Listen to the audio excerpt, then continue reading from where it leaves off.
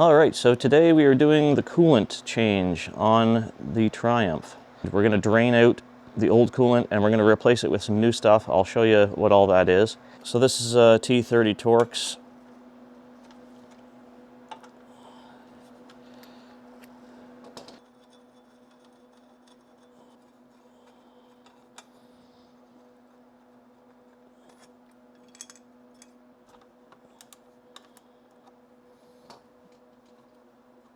There's a clip up inside here and this piece here is sort of jammed up against some hoses and some wiring in there. And there's another clip back over in here that it slides off of. So really, you've got to kind of reach in there and pry that down to get it over to the side. And then it just sort of all pops off. And then we'll just let it dangle there for a second while we pull out our wiring and pop these connectors out. Black goes to black, white goes to green.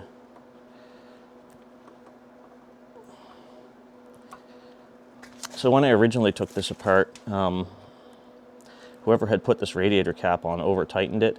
There's actually like a notch here, and it shouldn't be able to go past this hose, and they had sort of forced it past. Anyway. And the other thing that I noticed too is there was a little bit of cruddy buildup, and you can actually see a little bit of something sort of floating on the surface. So that's the reason why I got some of this Prestone Total Cooling System Clean. So we can flush our cooling system. Now you wouldn't want to use this whole bottle. One bottle, about 950 mils, treats 11.35 liters. This system is only about 2 liters on the Triumph. So I guess really we only need like 200, 250 mils of this. And then top it up with distilled water, run it, and give it a flush. So that is what we were doing. Apparently the way to drain this is down underneath, and I'll give you a better look at it here. This bottom hose, the clamps right there, you take this hose off, and that's your one to drain.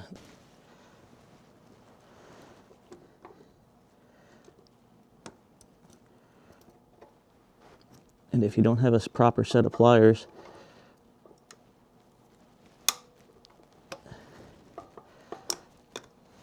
channel locks work quite well for removing hose clamps.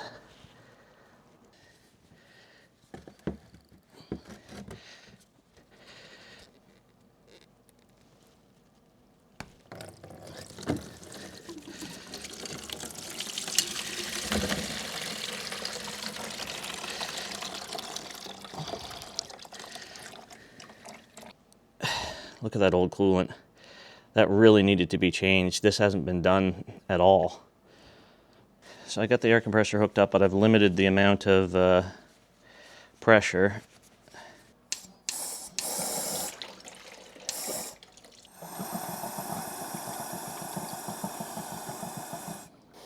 I'd say that's probably pretty much it. Slowed down significantly now, so where we're gonna fill this up and flush it, I'm not too worried about, any little bit of residual that's in there. So, yeah. All right, let's go. Can't see how this could go wrong. Tippy bottle with a funnel and a bunch of liquid.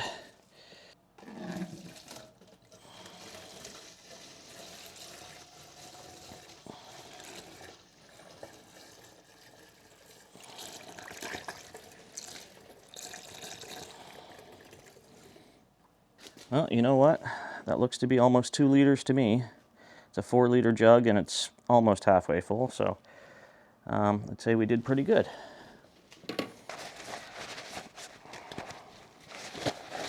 Okay, so basically it looks like what we're going to do is we're going to add this product to the radiator. And actually, it would be a little less. I'm just going to estimate about 250 mils. That should give plenty. I'd rather have a little bit more than too little. With as dirty as that fluid was, I think it's appropriate to put a little bit more in, and then we top it up with distilled water. We'll run the bike for a little while, and then I'm going to let it soak over lunch. Let's not forget to put our radiator hose back on for now. And I think we'll install that clamp again just because we don't want the hose popping off partway through.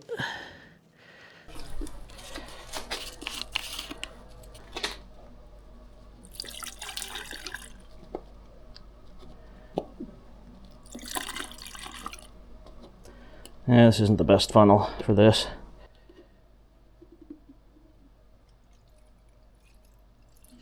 And we got some distilled water here, so we'll fill it up with this.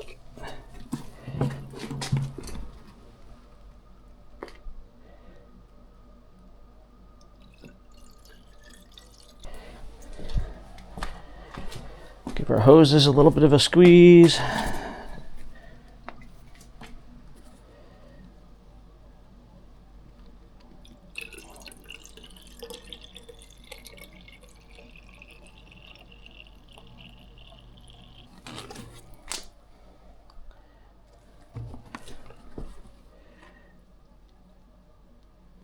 I only had about 2 liters of water left in this container anyway, so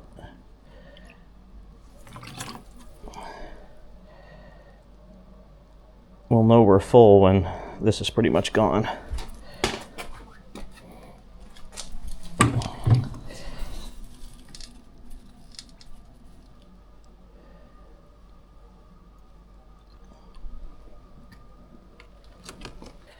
We'll run the bike and top up with that last little bit if needed, and see how we're doing from there.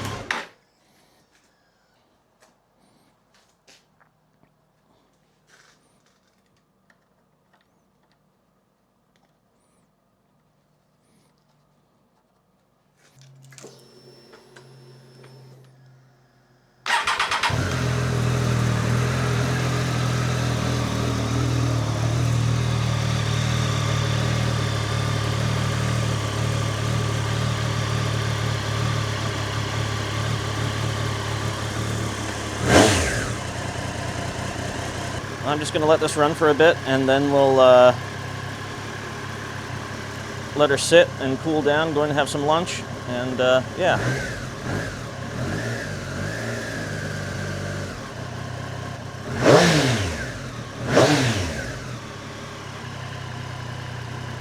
So another interesting find, after the bike was warmed up and I let it sit for, probably sat for 5 minutes or more, and the manual says you only need 3 minutes. To check the oil, you have to screw the dipstick all the way in. And when you do that, it's over full. So a buddy doing his own maintenance, when he's done oil changes on this thing, has been overfilling it, because if you put it in just up to the threads, it was just barely over the full line. But you can clearly see there, it's over full. And the reason why I thought to check this is because after the engine warmed up and was just sitting there idling, I don't know if you noticed it in the video or not, but it was sort of rough. And the way that it was running, to me, it just sounded like an engine that has too much oil in it. As you rev it up a little bit more, it sort of goes away. So, I mean, it must be sort of at that level where it'll draw down enough with the increased oil pressure that it stops doing it. So anyway, I'm going to pull a little bit of oil out of that crankcase, and in the next little while here, I'm going to get another filter, and I'm just going to do a full oil change on it, even though he said this was done, because when I start seeing stuff like that, I don't like it. Anyway, I had this here for siphoning out extra coolant that's in the expansion tank, but I'll just use this to pull a little bit of oil out. So I think this hose will fit in there, and then I'll clean it all up and we can still use it for sucking that fluid out of the expansion tank. So yeah, interesting.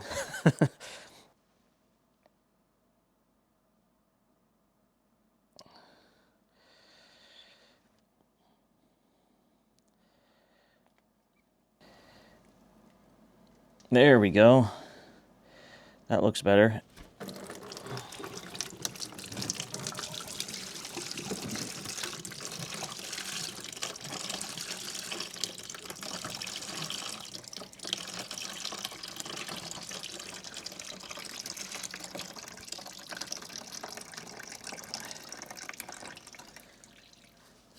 And we'll give it a blowout, same as before.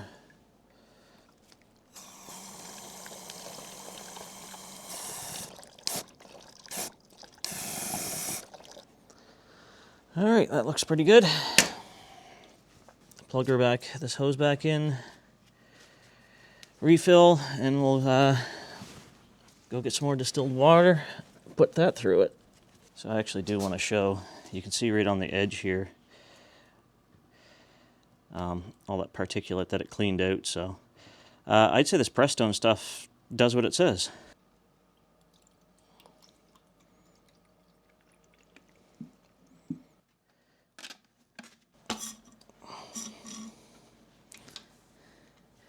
Yeah, there's like next to nothing in there.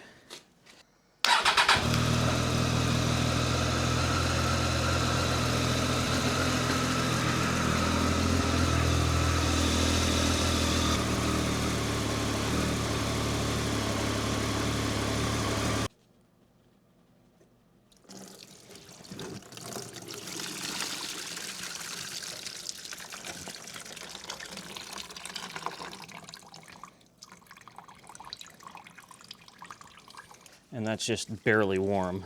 It looks a little steamy just because it's cool in here.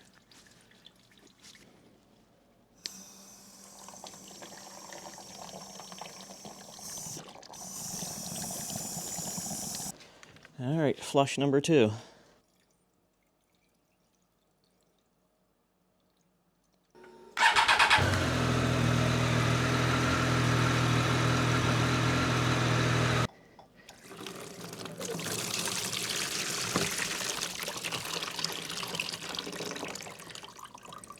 There, that looks a lot more clean.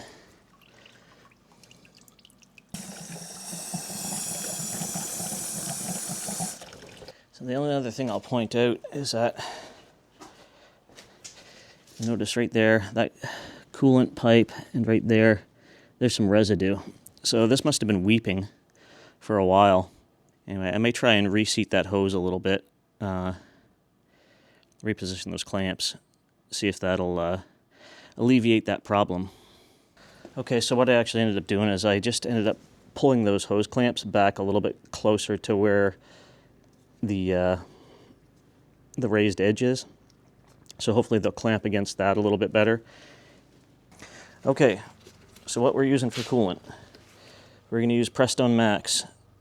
This is the European formula, and the reason why is because this is basically G48, which was an upgraded formula meant for engines with lots of aluminum.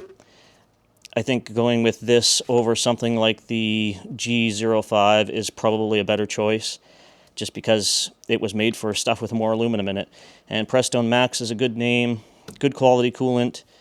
Yeah, it's got the correct formulation. It's a hybrid, based off a hybrid organic acid. It should be in spec, but an upgraded version for this bike.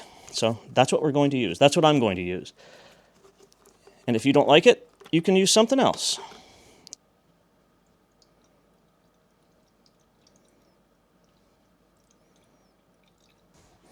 We're getting there. We're getting pretty close now.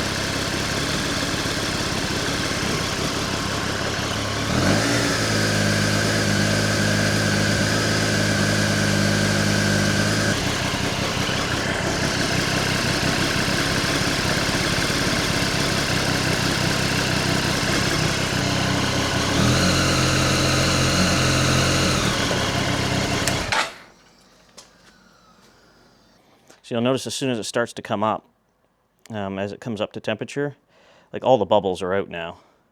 We'll just wait for it to go back down as it cools out.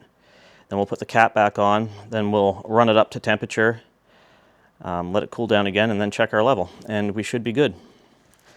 That should be it. And I can tell from the jug that we've got about the right amount in there. So from there it'll just be a matter of topping up our expansion container. But you can tell that the bike already seems like it's running better at idle. It's taking a little while for it to sort of even itself out. But pulling some of that oil out, running anything British or European with too much oil is a big problem. And if you get too much oil in them, they act funny. They can sound like they're knocking or making other noises. Not good for them. Anyway, we can see that that's pretty much gone down now. I caught it right at the right time, so I'll just clean this cap off and we put this on. We should be in business.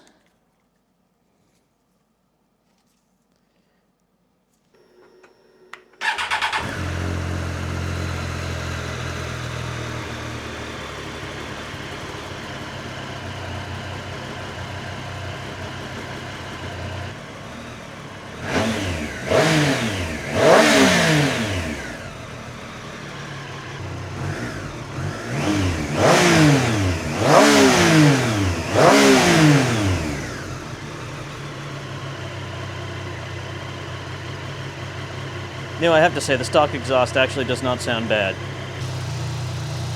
And the fan is only coming on here and then, so probably that means we got all the air out of the system.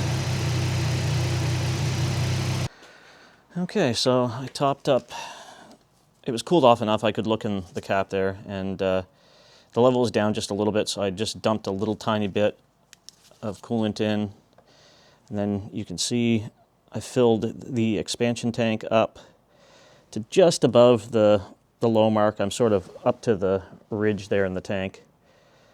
And I think we'll leave it right there because I've heard that coolant tends to expand quite a bit in these bikes if you're running them pretty decent. So we'll leave it there for now, and I can always top up a little bit more later if I need to. So I'm confident that we've bled the system now, and we've got the proper amount of coolant in there, and we're upgraded to some G48. I want to note that you'll notice how much better the bike is running now at idle, especially after it warms up. There was too much oil. You have to screw that dipstick all the way in. It says right in the manual, when you're checking oil in these bikes, the bike has to be upright, level, and dipstick screwed all the way in, not just put into the threads. So probably in the amount of times that this guy has done oil changes over the last 7 years, he's been overfilling the bike, which actually sort of starts to explain why there's oil residue not only on these connectors, but if you look up inside around that bypass valve there, or I don't know what they're really called. It's part of the evap system anyway, where it burns off. It's supposed to burn off excess oil fumes or whatever in the engine. It puts it back through the intake. Anyway, that doohickey in there has been leaking a bit of oil, and I see there's a couple spots on the engine where maybe there were some oil leaks, and it's hard to tell too because he excessively lubed the chain, so it's like all this stuff here, that's chain lube. But there's a couple, like you can see up inside the engine, especially around the intake and stuff, where, you know, there was some excess oil coming through, and that's because it was overfilled. Classic sign of overfilling. So anyway, luckily the bike only has 10,000 kilometers. Otherwise, I would have not been so thrilled to see that.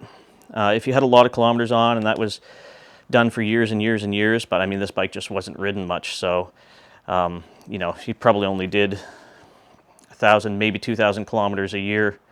So it's not that big a deal now that we've caught it early, but, you know, still, the bike has been over-oiled. So probably what I'll end up having to do, because I want to change that air filter anyway, because I noticed with the amount of dust and stuff that was on this intake port, I want to change the air filter out. So that involves pulling the tank. So I'll wait until I get down a little bit a little less gas in the tank, and then we'll pull that off. We'll do the oil filter, and we'll clean up in there, because I imagine if there was oil blowing by some of those gaskets and some of those returns, part of the evap system, there's going to be some oil probably up in the intake region. So we'll get that all cleaned up and cleaned out. All right, so that is the coolant change on the Triumph. I don't know if you'll be able to see it there, but all that white gunk there, that layer, that thick layer, probably about a 1/4 inch in the bottom.